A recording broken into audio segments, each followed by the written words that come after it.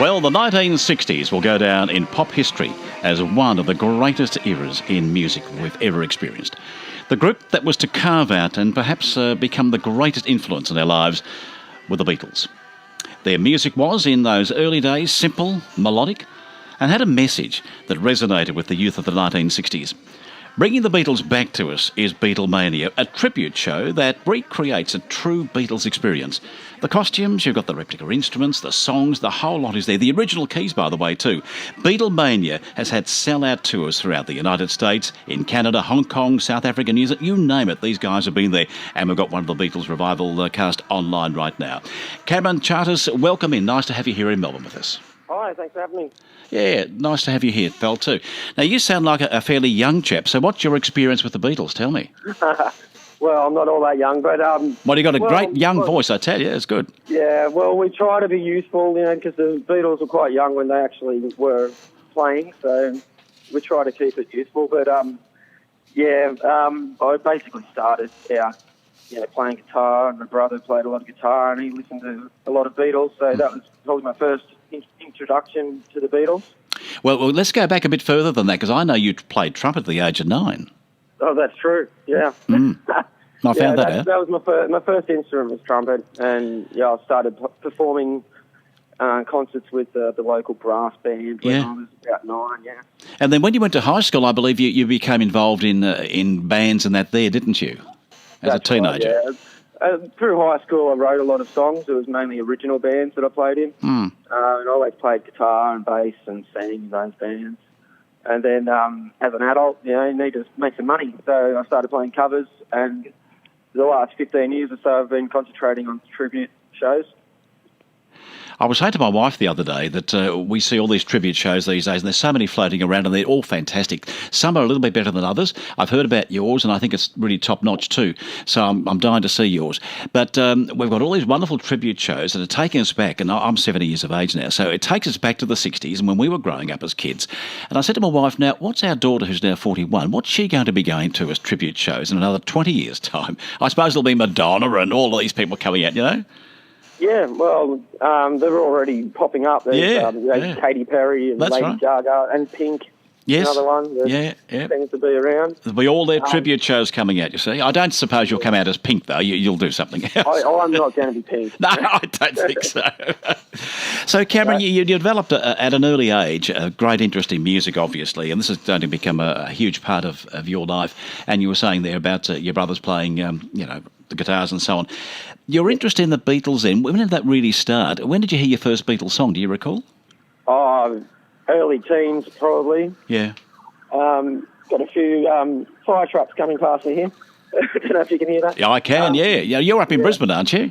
No, we're in Shepparton at the moment. Oh, you're in Shepparton? Oh, okay. Yeah. Must be a fire around there somewhere. We must tell the newsroom. I picked out a very nice quiet spot. What a phone box. In amongst all the traffic. So I guess Beatles, definitely early teens. Yeah. My parents were listening to a bit of Beatles probably earlier than that, but I remember distinctly my brother got really into the Beatles as were teenagers. Well, from what you guys do and this wonderful Beatlemania, and you've travelled the world with this, what did you have to do personally? You started touring with these guys, I believe, in 2006. Then you had a bit of a break. You came back in 2016. But from all of that time you've been with them, how did you study Paul McCartney to get him off to a tee? Well, it's great these days. You've got YouTube and things like that, so you can pull up a video of the Beatles pretty easily. So we studied a lot of video, and you just watch every movement that he makes. And for me personally, I went from being a right-handed bass player naturally to playing left-handed to be Paul McCartney. So gee, how hard's that? It's pretty hard to start with. It's kind of this frustrating process because you know exactly what you need to do. Yeah. Your body just doesn't want to do it. So yeah, well, your brain's trained the opposite way, hasn't it? Yeah, so getting the hands to do the opposite thing, it took a while, but as you say, I've been doing it for a while now. Well, 2006, heck of a time, isn't it? Yeah, so as long as I strap it on the right way, I tend to play pretty well. I can recall as a kid, as a teenager growing up, the Beatles. I played piano, and you go along and get their sheets of music, and the music was almost handwritten in those days, back in the 1960s. And 61, 62, Can't Buy Me Love, all those things. And we play those on the piano, have a lot of fun. But also, we went around with the Beatles haircut. Now, do you guys have the haircut? Well, we have very nice wigs. Do you? Yeah. Although our current George does have his own mop top. Does he? Yes. He has the hairstyle. Yeah. Well, the hairstyle I shocked my mother and father with, because I came home this particular day and the hair was long. It was right down to my forehead, which it was, and cut all square, just like Paul McCartney was. And I was in a little bit of trouble that day. Oh, really?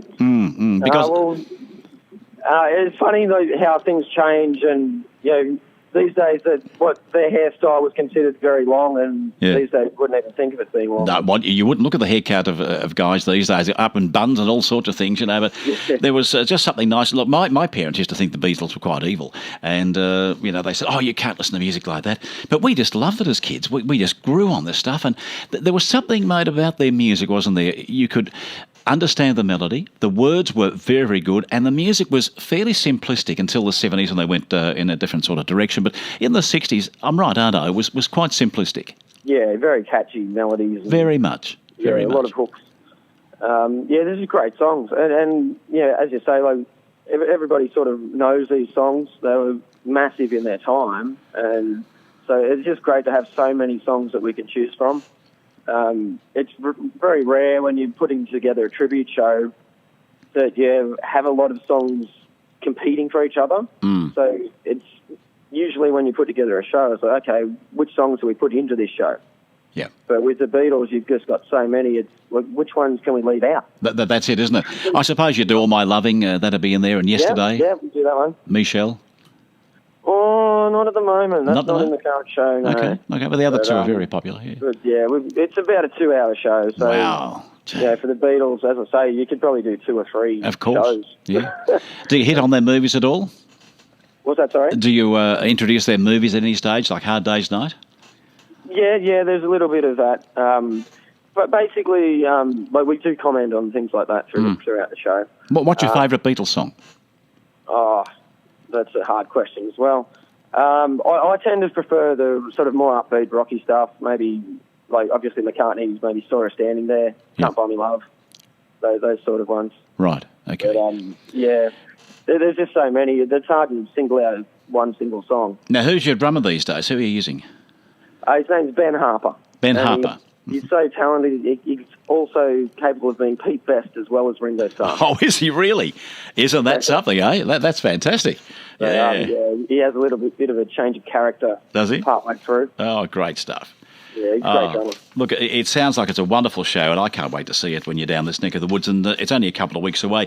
You guys are going to come to the studio, I believe, live in a couple of weeks too. You're down at the Cardinia Cultural Centre on the 18th. That's a Saturday. Probably be here on the Friday, won't you, to see me, I hope. That's the day you're at Ringwood, I think, Friday the 10th of March. And I don't know whether you're into memorabilia, are you, for the Beatles? Memorabilia for us? Well, I'm not particularly into memorabilia, so to speak, but we've got some merchandise and things that people can get. Well, I've got something for you, because I believe our station manager here has the Beatles couch that was in the big hotel in Melbourne, the Southern Cross, when the boys first came down and sat in it. And he's got that. Wow. Yeah, he might talk to you about that. I think he might want to offload it. So you never know, it could become yours. But throw it in the back of the truck. Yeah, well, why not? Why not? You're going to come down here on the 10th of March. You'll be live in the studio at 1 o'clock with us. We're going to have a lovely play through some of your songs there. And you're then heading out that night to Ringwood at the, I can't even pronounce this, KarralYka Centre. Out at Ringwood. Then the Frankston Arts Centre on Saturday night, the 18th of March at 8 o'clock, and down closer to us here at Pakenham at the Cardinia Cultural Centre. That's a great theatre there, on Saturday the 18th of March at 8. So you guys are really getting around, aren't you? Oh, we're all over the place. We'll play anywhere that there are Beatle fans. Yeah, well, that's pretty much everywhere. I was going to say they're everywhere, mate. You're not going to lose a fan anywhere. Good on you, Cameron. Nice to chat to you, mate. You and I will see each other live in the studio in 3 weeks from today, and I look forward to that very, very much, mate, and we'll play a guitar or two. Well, yeah, I'll look forward to that. Good on you, pal. Take care, mate. Thanks for taking the call today. No worries. Thanks for having me on. yesterday.